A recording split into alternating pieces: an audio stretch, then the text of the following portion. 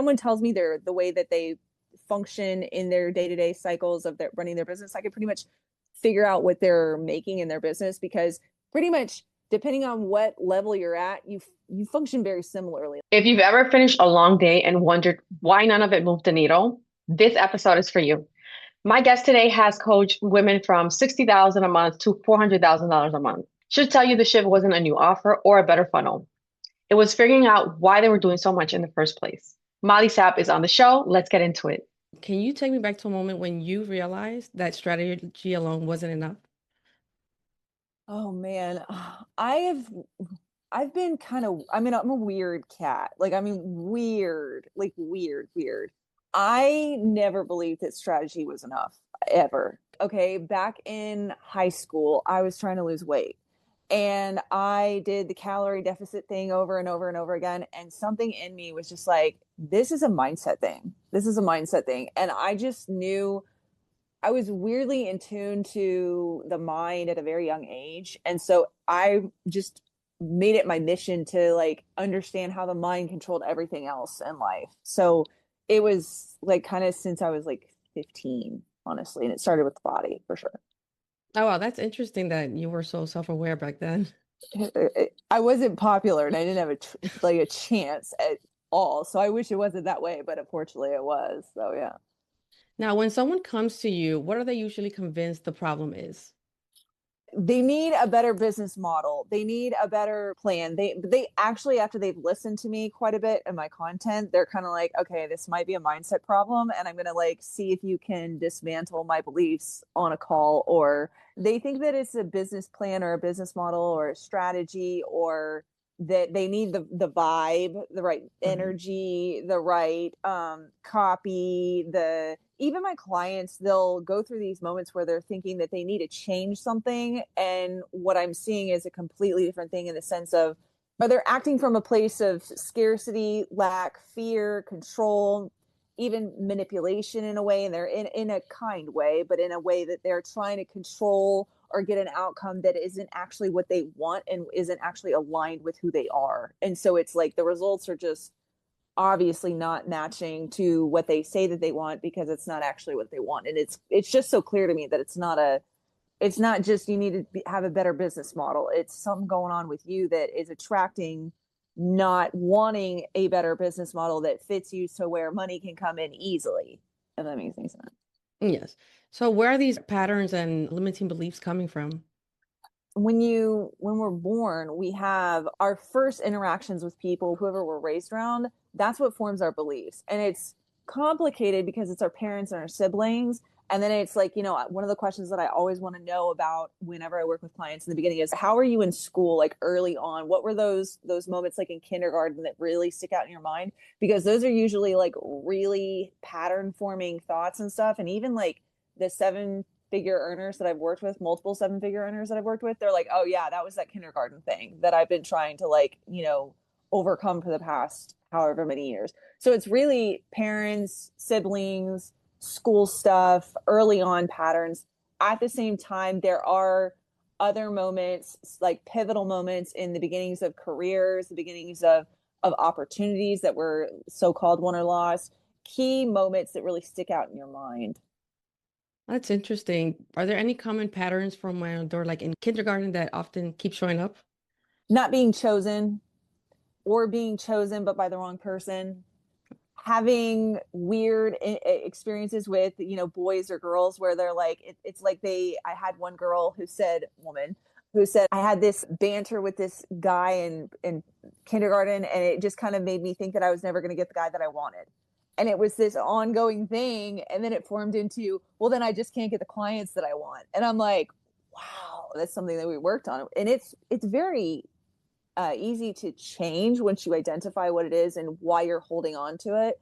A lot of people underestimate the fact that you can identify a pattern, but you can stay with a pattern because there's some sort of payoff to it. So it, it's a little bit more complex than what you think it is. So I mean, like, I would just want to say to anybody who's listening, who's like curious about this type of work, if you're not shifting, it's not necessarily because you're not doing it right. It's just that you're missing some things and your brain is wired to make sure that you miss those things because it's trying to keep you safe. So there's nothing wrong with you. It's just, it's complex. How do these patterns show up in business? Oh man, for clients, like when you want to attract the right clients, if you are used to not being chosen, if you're used to things being harder for you, if you're used to your parents picking you apart to death, if you're used to your parents not understanding you. I had a client the other day. I was like, why do you feel like you have the capability, but why am I feeling you're not, let me know what's up? And she was like, well, my mom didn't understand me very much as a kid. And I had these situations where I would try to say something and she would, like she was the more dominant one because she was the mom. So like interactions, sales conversations, even having your clients listen to you. If you have times where your clients, they aren't getting it, but they hear you, but then they need to go listen to it in other places, and that's normal. But if it's like a ongoing thing that it's a battle, there's probably something going on there. There's marketing in terms of getting people to listen to you, in terms of people, resonating with your message. If you didn't resonate with kids in school, you might interpret that as like, people don't hear me, people don't interpret what I say well. Being popular can show up a lot in business in terms of not being, your the algorithms or your numbers, your audience. It can be funnels setups where you don't feel chosen or liked or desired. It can be like, oh, people opt into your lead magnet, but they don't go through your funnel. And so people lose attention. Do you want me to keep going? I can keep going. So how does it show up in their pricing and how they deal with their clients? Oh, that's, yeah. Well, with pricing, a lot of women especially are people pleasers. And so when you look at pricing structure, the first thing that people need to think about in terms of pricing is, will the market pay it?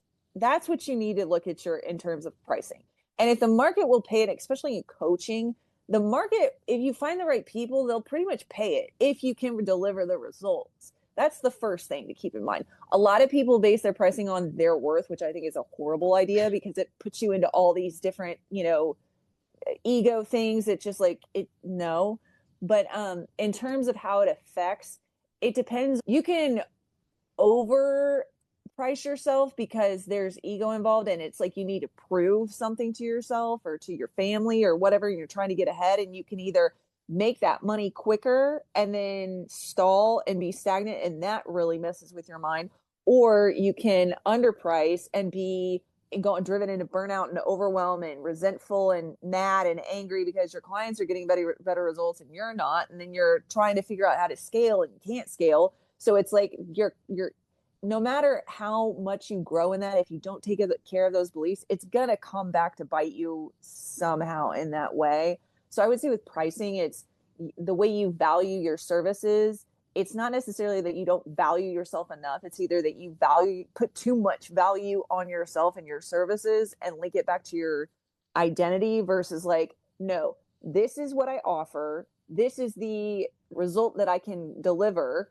And here's what that value actually is. I think it's really important to understand like, what is value and how do you, like, what would you value it if somebody else was selling it? That's a really, because it's kind of like, it's not about you, it's the offer itself.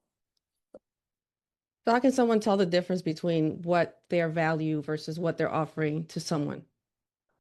That's a good question. Well, I mean, like our inherent value is infinite. And I think that is, like when someone really understands that your services cannot come close to the value of who you are. I mean, like if you had somebody who really, really loves you, and hopefully you do, what would they pay to keep you alive if they had all the money in the world? There's no amount of money that can justify that value. So trying to place your services in that value is a little bit ridiculous in a loving way. And so like it's understanding like, take yourself out of it. What is the offer that you're selling? And when this is, and I used to say this to myself and clients, if you had your best ideal client who could get like, who was able to get the highest results possible, what is the end result that they're going to get? And a lot of times, depending on their patterns, they will discount what results will come. Like, for example, like a VA, they will discount the amount of time, the amount of stress, the amount of, all the things, not just monetary wise. They'll all those other extra things, because I don't know about you, but I'd pay 5 figures if somebody can take a lot of stress or anxiety off my plate. So they're not including those things. That's equally as important, but it doesn't come close to the value of you as a person. So it's looking at the difference in understanding overvaluing and undervaluing, and where's in the middle, and what is the market asking. So I hope that answers your question. Yes, definitely. Now, what happens internally when someone tries to grow beyond how they currently see themselves? That's a really good question too. Look at you with the questions. It it can, I've been talking about this in my content, and there's a lot of buzz around nervous system regulation and nervous system capacity. It's funny, your face. And I had a conversation with ChatGPT the other night about this, because when we see that content, a lot of people get really freaked out and think that they can't, if they aren't regulated perfectly, that they're not going to be able to achieve those results. And they're afraid to manifest another $100,000 or $100K month, because, oh my gosh, I'm not regulated enough, or my nervous system can't hold that capacity. When the reality is, you've never been there, so you don't know. And there's also, like, if you have been there, that's a different story. But like, let's talk about the people who haven't been there. Capacity expands as you experience it, not before it expands as you receive it. But you need to learn how to regulate. But if someone doesn't know how to handle being in that situation, some people stay there. I've seen numerous people have huge, gigantic jumps and be able to, like, pull off staying there. It takes coaching, and it takes work, and it takes learning how to regulate however you associate regulation. And so you can stay there. But when someone gets there and they don't know how to handle it, they either go through burnout, overwhelm, and they lose the money. They figure out ways to sabotage and stuff like that. So, yeah. Is that something you see common? People that they're finally getting to where they want to be and then they retract? Yes and no. It depends on, like, I've seen clients get to where they want to be and then circle there for a while because they're kind of in shock. I had a client who went from like $20,000 months to $100,000 months in 6 weeks. And she was like, I don't know. I don't know. What, because she has been so long pedestalizing money for so long that it's really, and then I had a client who continued to go past it. So it really depends on, and I had a client who was like, I can't do this. This is too much, et cetera, et cetera. So it really depends on their makeup and how much they really want it, because you'll find that some people will get to that level and they'll be like, I don't know if I want this. I want to be a mom, or like, this is my marriage or whatever. And it just depends. But I mean, like, yeah, that does happen. Absolutely. It just depends on the person, I think. So when they're trying to expand, is there something they're afraid they will lose, either relationships, their autonomy? What are Totally. they thinking? Didn't mean to cut you off there, by the way. Sorry about All that. right. It really depends on the individual. The things that I see the most frequent is, um, autonomy is one for sure. It's more so like the, I a lot of people will say, and I don't want to say I'm normally the person, but I'm always kind of the one who says things a little bit differently than everybody else. And so a lot of people will say it's autonomy, it's, the amount of work, the, friendships, relationships, relatability, and stuff like that. And the thing that comes to my mind is, I think it's more of a level of, like, more freedom and more autonomy, and more of who they are, and finding out that it didn't have to be so hard, and that they were, this person all along. They just chose the hard road, because it's a really tough pill to swallow when you're, like, working so hard and trying to prove and doing all these things, and then you get to this place and then you find out, oh, it was really easy. So does this actually mean that any of my work mattered? And so asking those questions, and also, like, freedom can be scary to people, because there's, with a lack of freedom, there's more constraints, there's more control, there's more, I know how to function in this way, I know what to do here. But when I have endless amounts of money, do I trust myself that I'm not going to go become a different person? that I'm going to go explore all my, wild fantasies? Am I going to like, become a mean person? Am I going to like, do all those things? Like, do I trust myself without these constraints? And that's what you'll find, that no matter how much they, whatever is going on, those, the autonomy and fear of the work and all those things, but that's the juiciest one that I find to be really fascinating. And they'll usually kind of stumble over their words a little bit about it, because they'll be like, and that's usually where the juiciest answer is, I think. Do you think it looks differently from a six-figure earner to a seven-figure earner, how they deal with the challenges of expansion? Absolutely. It's, but I want to say, like, a lot of people think that it's, this seven-figure earners are such a big deal compared to six-figure earners. It's not. It's not. It's not. It's not. And in fact, we're having so many more people making seven figures that it's like, let's normalize this seven figures thing, and it's not that big of a deal either. The more that people change the way that they look at six and seven figure earners as it's not that big of a deal, the more, people are going to make more money. So in terms of the differences, six figure earners, I mean, it's an exciting, cool place to be when you're making that money on your own from home.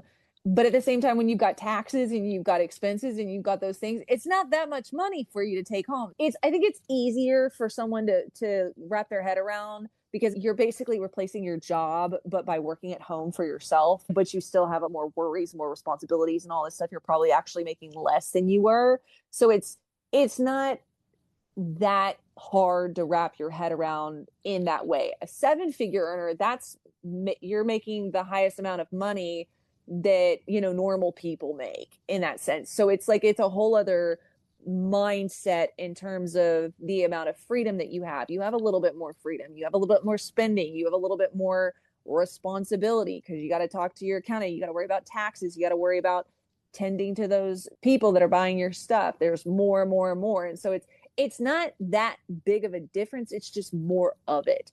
So, yeah. What do most people misunderstand about identity and success work?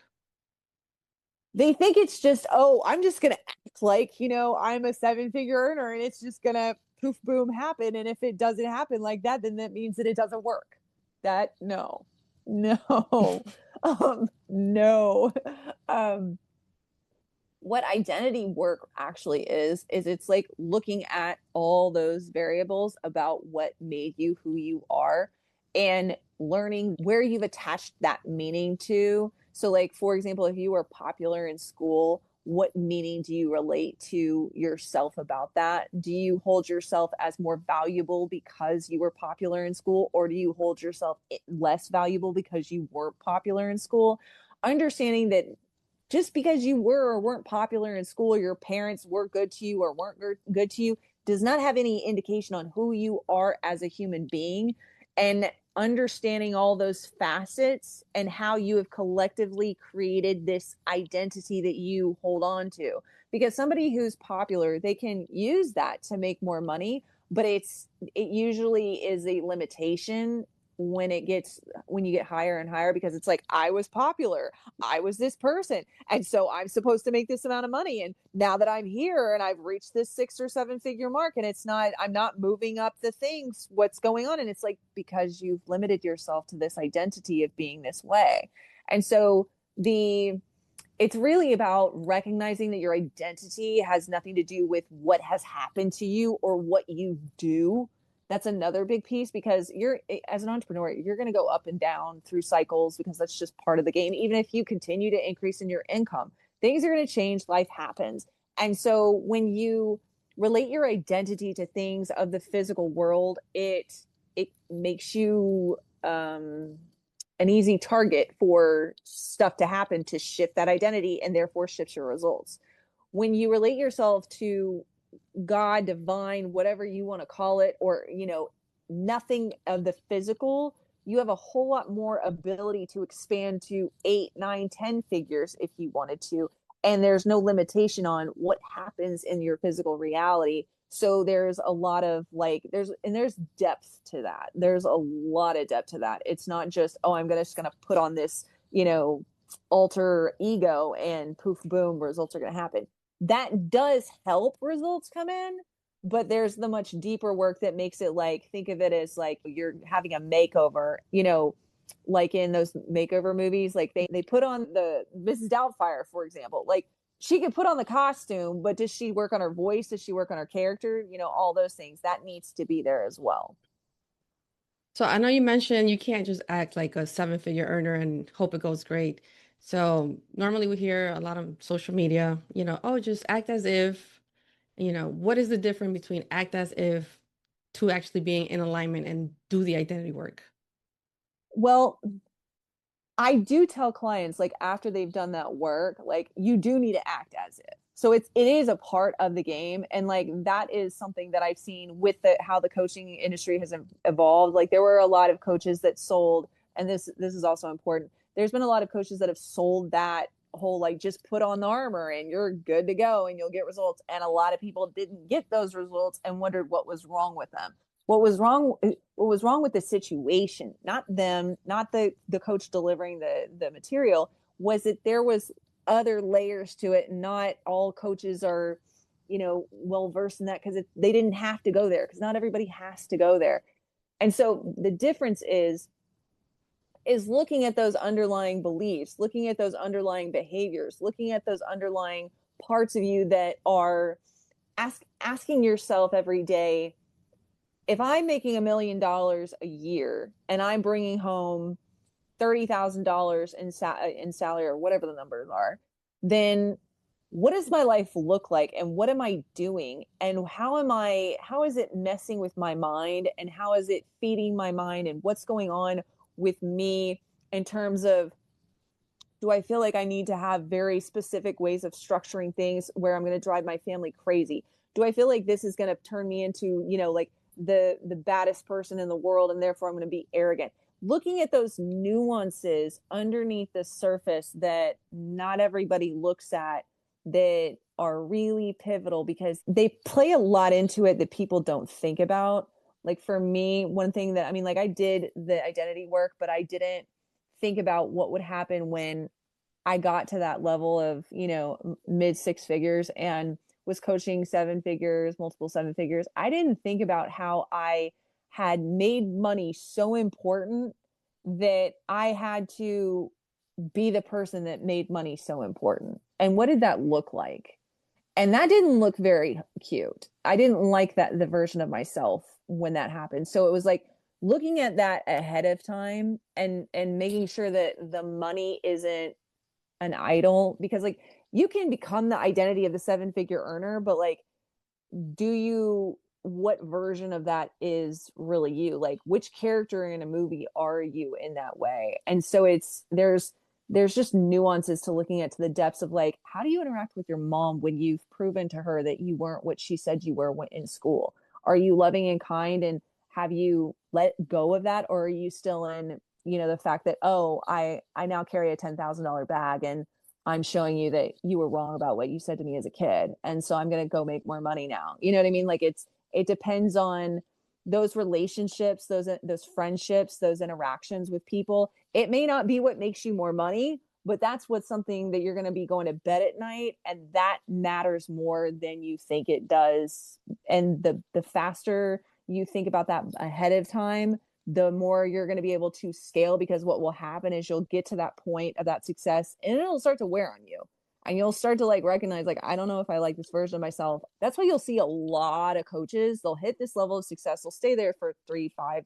6, 7 years, and then they'll pivot and they'll have these conversations of that something behind the scenes is probably going on internally about the success, and then they'll come back and they'll start talking about it like I'm talking about it. So it's really, yeah, I hope that answers your question. So yeah. What does it take to actually break the pattern? Once they recognize it, what does it take to actually start performing at a level that they thought was out of reach? A decision, it comes down to a decision. There's a lot of other stuff to it, but it really is like, have you made the decision? You have to do all this other work, but you really have to ask yourself, like, what's the decision here? And the decision is usually made up of a lot of tiny other decisions.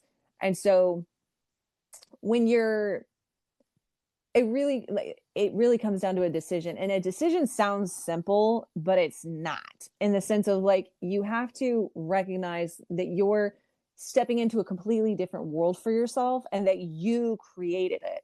A lot of times I see this is a very common pattern of like, they've done all the work, they've done all this stuff that I talked about, and they'll have this moment of like clarity. We can call it supernatural clarity, even, where it's kind of like, you mean I control everything in terms of creating my success, and this is why I'm not getting where I want to be, and I now know that I can make infinite amount of money, and this is like 95% within my control, and I've been thinking otherwise, and everything in my life is going to look different moving forward. And it's a big moment, and it's a big decision, and if you don't have that decision in that moment, you're not going to move forward.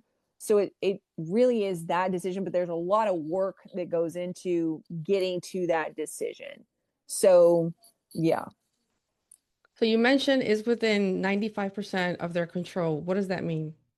Well, most likely your income that you're at right now, my income that I'm at right now, anybody who's listening to this, watching this, anybody, their income is basically determined because they've decided that it's that way.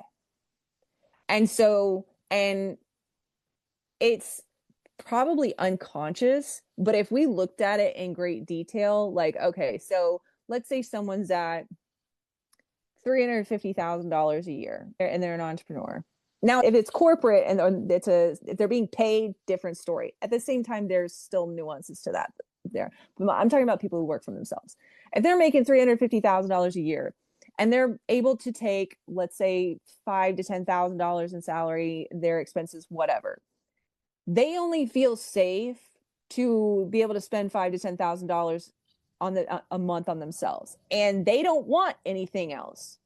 And so, like, identifying why they have created that reality and identifying why it feels safe for them to be at that reality is very eye-opening. It's very like, you've got to be kidding me. I mean, you've got to be kidding me. And I mean, like, if someone tells me the way that they function in their day-to-day cycles of their running their business, I could pretty much figure out what they're making in their business, because pretty much depending on what level you're at, you function very similarly. Like, people who make 3 to 10 grand a month, they function very similar to everybody in that bracket. And so it's really recognizing, like, oh my gosh, I create this. Like, I had a 7-figure client who went from, very early on in my business, she went from like $60,000 to $80,000 a month to like $250K a month in like a very short period of time. And I remember the phone call. She was like, I just realized I can make as much money as I want whenever I want. And it's like really, really thought provoking and confronting, because it's like, I've chosen this. And I mean, of course, there's, timing and the market and, those variables. But if you really are aligned for a certain amount of income, you're going to figure out how to bring in that income, whether it's from other businesses, the money will show up in some way. It's really looking at, like, what amount of money do you feel safe to hold and carry? And if you want to increase that, whatever that next level is, what are you afraid of playing at that level? Like, if it's another $50,000 a month, what's scary about that? Is it the status? Is it the increase? Is it the freedom? Is it the responsibility? What is it? And look deeper at that. So you mentioned there's a difference there in the day-to-day of a 6-figure earner, 7-figure earner. Mm. What is the difference of how they run their business?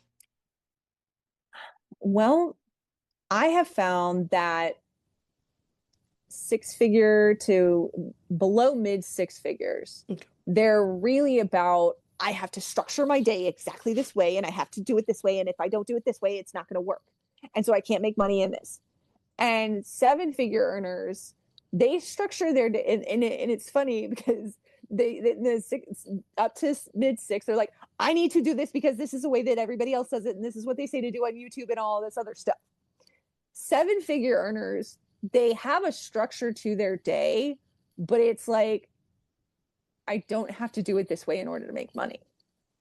had a dinner with a multi seven figure earner one night, and I was like, hey, so like how many hours of work do you really work? And she was like, I mean, she was like, you could call this work because we're like, colleagues sitting here talking. She was like, but I mean, like, and so like I work all the time because it's just, I'm going and hanging out with friends that are business and stuff. She was like, but as far as like actual physical work, 15 hours maybe. And I have another seven figure client, same thing. So they all know it does not matter the timing that they get their business done. I mean, like they can a lot of them have a certain way that they like to, do it in the morning or in the afternoon or whatever, but they work like 15 hours max. These under mid six figure earners are like, I've got to work all day long, or I've got to have my eyes and ears on the business all at all times. I've got to be reaching, or they have very strict regimens of things, or they will think that they need to do all these different things, and then they'll get overwhelmed and freaked out and they'll freeze and they won't do nearly a tenth of what was going on in order to get things going. Like I had one client who she was like making $200,000 to $300,000 a year, but she didn't want to work more. And what I was trying to figure out what was going on. She had thought she had to write a whole entire sales page in a day, and if she didn't get it done in a day, that she was not working fast enough. And I was like, set a timer for 30 minutes a day. And she ended up getting that sales page written in like 3 or 4 days, compared to it taking her a month to write a sales page because she thought she needed to get it done in a day.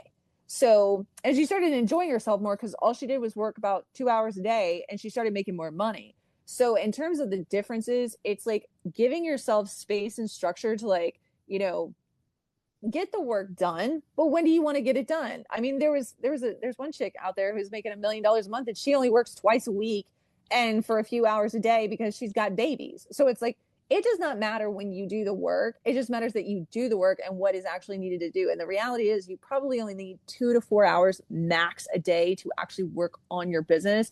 And if you're working on more stuff outside that, you're probably staying stagnant, not getting to where you want to be, and not trusting yourself that you can increase your income and your energy. And you're probably not giving your mind near enough the space to believe that you can become what it is that you're meant to become. It needs space to grow. So It seems like the seven-figure earner is more flexible in their structure and how they run their business versus someone making six figures, right? yeah. And they work way less. Way less. Do you think it's because the six-figure earner is trying to have more control over the business? They're not willing to delegate? Is there something happening that's like not letting them move up? I think it's trust in themselves and that they can grow. And I mean, like delegation can be a thing, but I mean, I wouldn't even say delegation is necessary. I mean, it's a smart move, but if you're making six figures, you probably only need a VA and a few things, especially with AI these days, a few things done.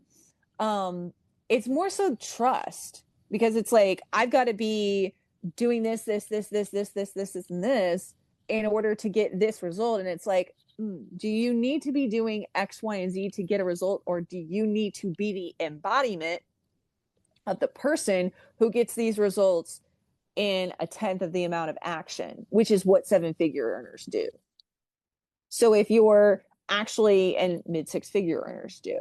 So if you start to think of like, okay, in order to get this client, like for example, let's talk about getting a client.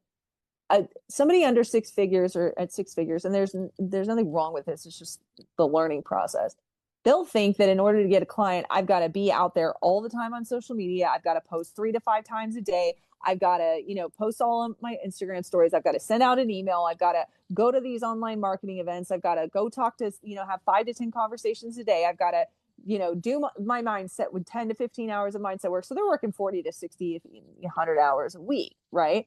And they're getting results, but it's like they're getting the results in the sense that they haven't quite trusted this, how it works. And so like they're doing all the right things, but they're not believing that they can get the kind of rewards from it. Versus 200 to 600, 700, they've learned that you got to back off a little bit, or they've gotten the kind of results where they can relax a little bit. And depending on where what's going on, if it's 200 versus 7 to 800, 7 to 800, they're more like, I need to focus on my identity and I need to focus on being the embodiment of the person who really believes that the sales are going to come in. And lo and behold, they only post on social, once a day, but it's one post, or, sometimes they post twice a day. It depends on what they want to do. And they spend the rest of their time living their fabulous lives and focusing on, how great they are and how they, attract really awesome things. And lo and behold, that, that 10x amount of movement and stuff that they had to do to get a client is linked down to one movement, and they get more clients and therefore make more money. So it's really about trusting that ability to attract and in the time frame and being able to receive the reward, because it's the same thing. It's just at a higher scale. Delegation can be a very important piece, but I don't think below six figures is necessarily a thing. I did have one client that ran a law firm, and she was at multiple six figures. And I noticed that every time she hired somebody, her business increased, but whoever she hired got completely maxed out. So it was like she had to keep hiring to increase her firm.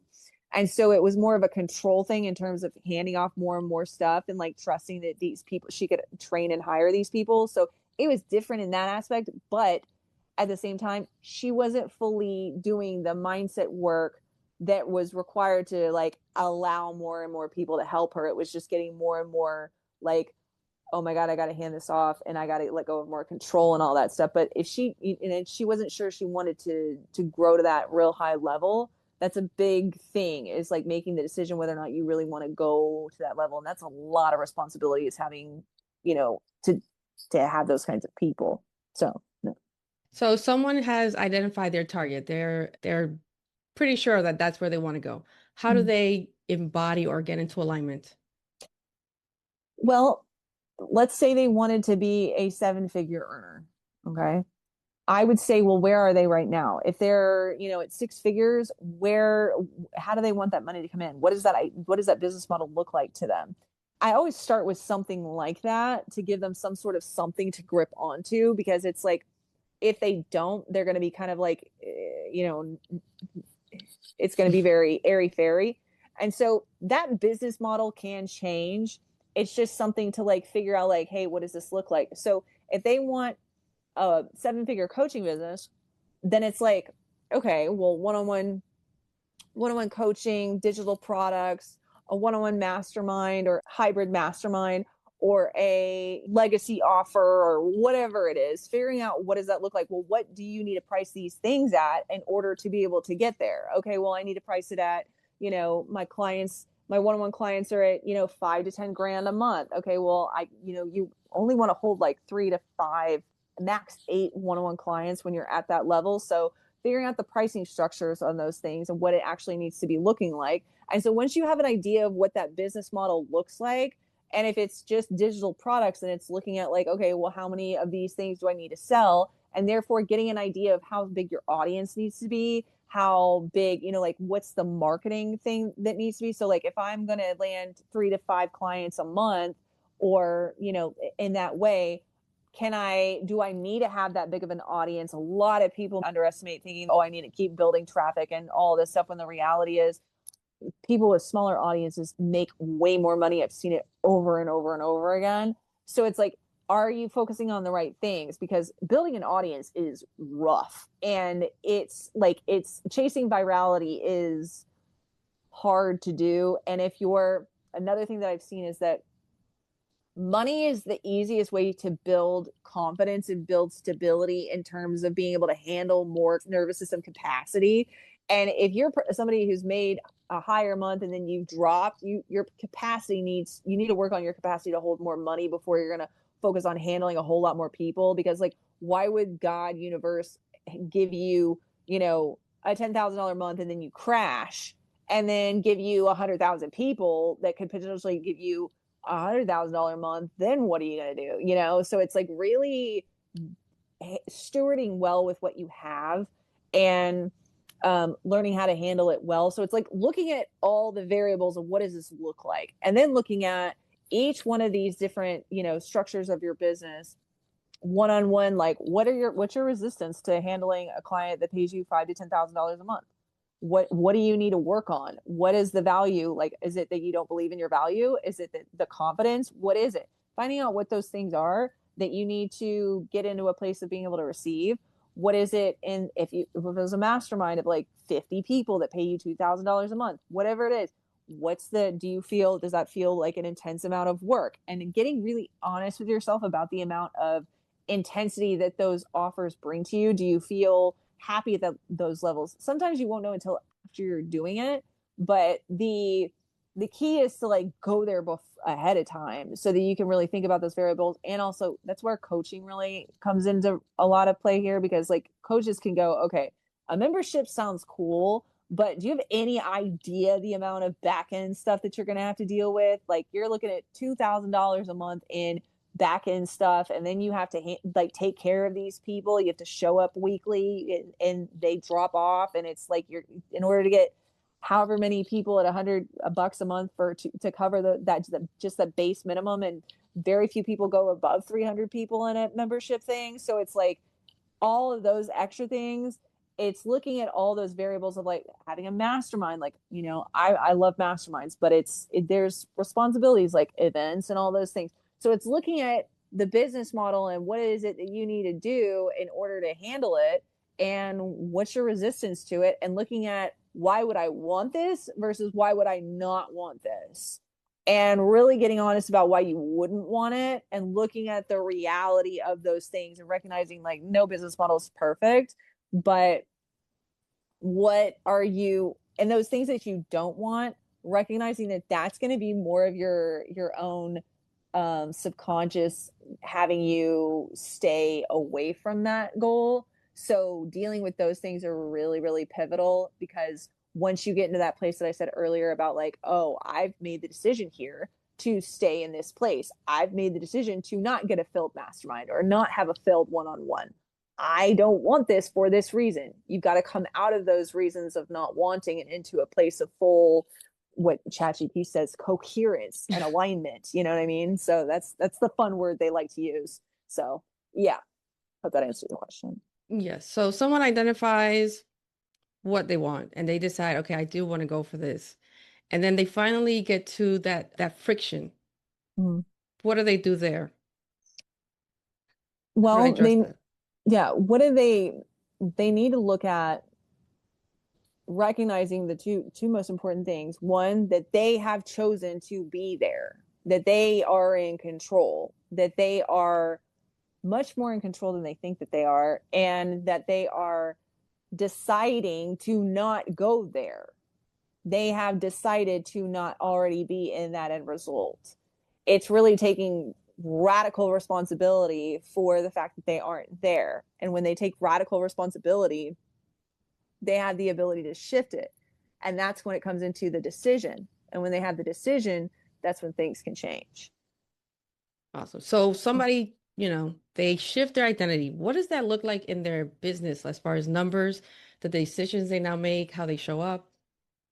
I mean, it depends on the identity that they decide on. I mean, like somebody can make a decision, like you could be at, I don't know what your income level is, but let's say it's at 700,000 a year, and you wanted to go to 3 to 5 million a year. You could decide today, and it could literally start like literally. And I say this to clients, like they're like, how do I know if I've changed? I'm like, there are other variables that, because like people can go into, but I haven't, if it's not showing up, I haven't made the decision, blah, blah, blah. It's having a little bit of flexibility in that. But the reality is that if you've truly made that decision, you could literally get the idea tomorrow to go, you know what, I'm gonna, I believe fully, wholeheartedly, I believe it 100 billion percent, and literally get the idea for a funnel and set up an 8-figure funnel tomorrow and start attracting $100,000 clients, $1 million clients tomorrow. And it could happen tomorrow. So, I mean, like the thing with your mind, your nervous system is a little bit slower, but your mind can get there super fast. That's why we saw it like back in the day in 2016 to 2020, we were seeing a lot of people going from 0 to 6 figures, 0 to 7 figures, because there was a lot of people talking about how mindset was so awesome and manifestation was, you could do that. But now we're seeing fewer people have those jumps. We're still seeing it, but it's a lot less because this nervous system regulation thing, in my opinion. But I'm not saying that that's a bad thing. I believe that nervous system regulation is extremely important. I want to emphasize that immensely. I just think we're putting too much emphasis on that versus recognizing that the mind can get there and you can regulate once you get there in your mind. So it's really about like, what identity are you going to choose? And this is also really important. If you're not meant to be an 8-figure, if you were like, if you're sitting at 700 and you're like, I want to make 3 to 5 million a year, we would look at, okay, like, why do you really want this? Like, do you want this because your ego and you want to get that dude, or, you know, you want to retire your husband or whatever, and your husband should actually be working because it's, you know, like he needs to, you know, you'd be way more attracted to him if he kept working. I don't even know if you're married, by the way, but I mean, like, I'm just using an example. I don't know. So Yes, just yes. example.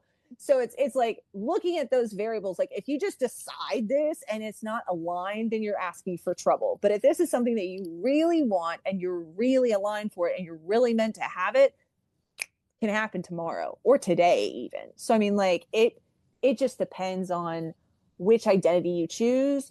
Is it really aligned for you? Can you really handle it? Is your nervous system, like, you know, because there's a difference between your nervous system being like, I don't know if I'm ready for this, versus like, oh my God, freaking out and it would traumatize you. There's a difference. And you don't go against your nervous system, but you can go above what you think you can handle and it can work out for you. So if someone's revenue doubled tomorrow, Mm-hmm. but her identity didn't change, what would happen? Most likely she would either stay there, sabotage it, or she would need to do her identity work afterwards in order to maintain it. She would feel the wobble. She would definitely feel the wobble. I mean, unless she just literally spent all of that money. Well, I mean, it depends on how she handled it. Because I mean, like, she could spend all of it on coaching, and her coach could be like, you need to work on your identity.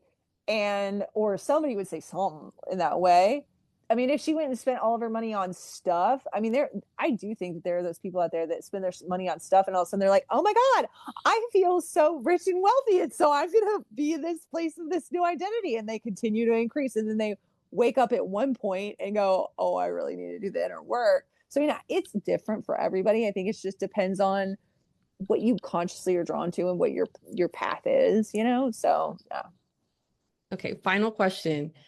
What would you say to the woman who has done everything she knows how to do, but she still can't seem to move past a certain point? Well, honey, we've all been there. I mean, oh God, if I had a nickel for every person that that's out there that is a 7-figure earner and are multiple 8-figure earner and is like in that place, like, the first thing is to take the shame and the guilt and the punishment off yourself about being at a stuck place. Second thing is, I don't know what your spiritual beliefs are. I believe in Jesus Christ, but I mean, it's one of those things where it's like, what is your spiritual beliefs? Because sometimes it can be a spiritual thing. And it's really like, when you are aligned and you are manifesting something, you've got to ask yourself, who are you? What if you're wanting to manifest something bigger than you, who are you going to? And do you believe there's anything outside of you that can help you in that way?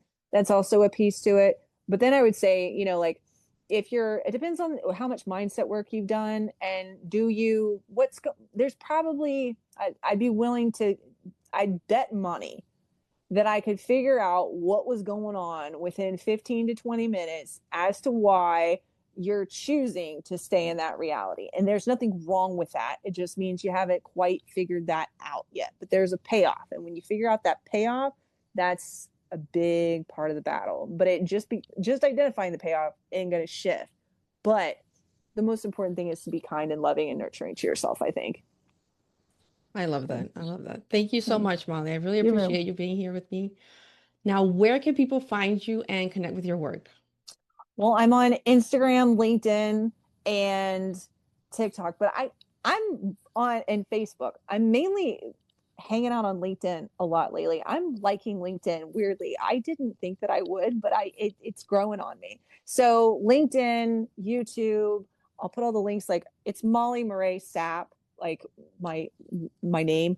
Um, and email me. I'm really in this place right now where I'm just really enjoying talking to people. And if you find this, just like literally reach out and we'll have a chat. Perfect. I'll link those in the video and I'll send you everything once it's polished. If this episode sparked something inside of you right now, I do one-on-one clarity calls. 45 minutes, we figure out what's actually capping you, and you walk away knowing what to do next. Links in the show notes. Talk soon.